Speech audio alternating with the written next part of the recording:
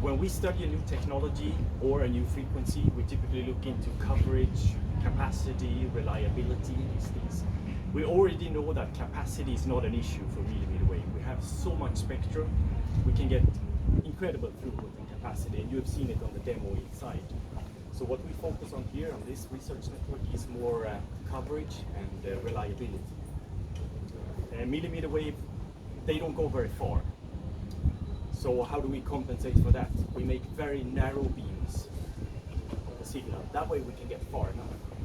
But then we lose coverage sideways because the beams get narrow. So what do we have to do? We have to sweep the beams.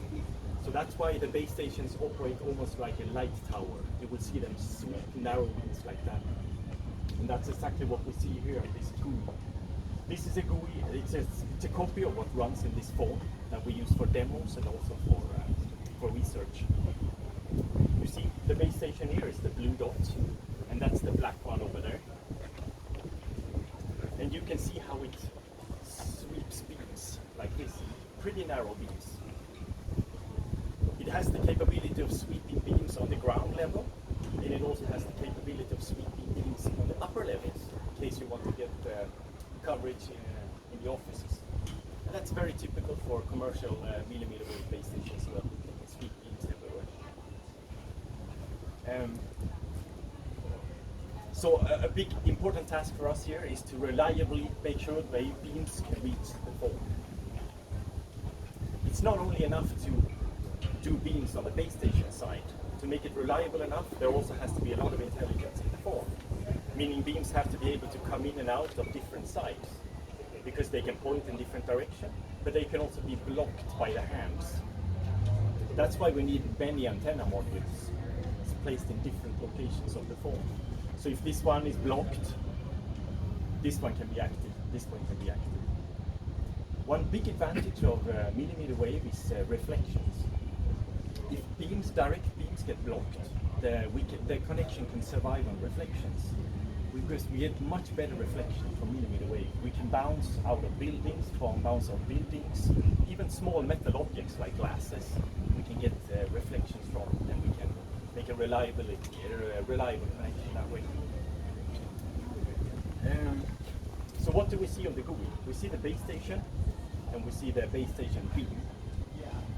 We sweep from beam 1 over there, 1, 3, 5, up to 15 here, this side. Because we are on the ground level, we use only ordinance.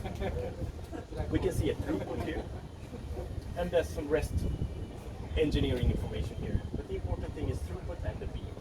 And it is also, you see the green one here that moves around? That tells you which module or which side is active on the UI.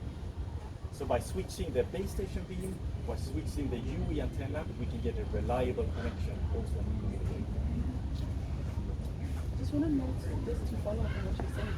So if you see the throughput here, this is not the typical throughput. Like we said, our system here is 100 megahertz, so it's really smaller than what you would see on live network. On live network, you can see 400 to 800 megahertz bandwidth, and those will scale to the gigabits per second. So we're not looking at throughput here.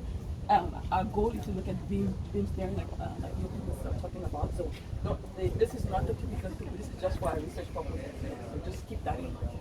And when you say throughput, one important thing is how much will it go down? Will it go down 50%, 90%, and so on? So this is how the GUI looks in real time. You can see how it moves around.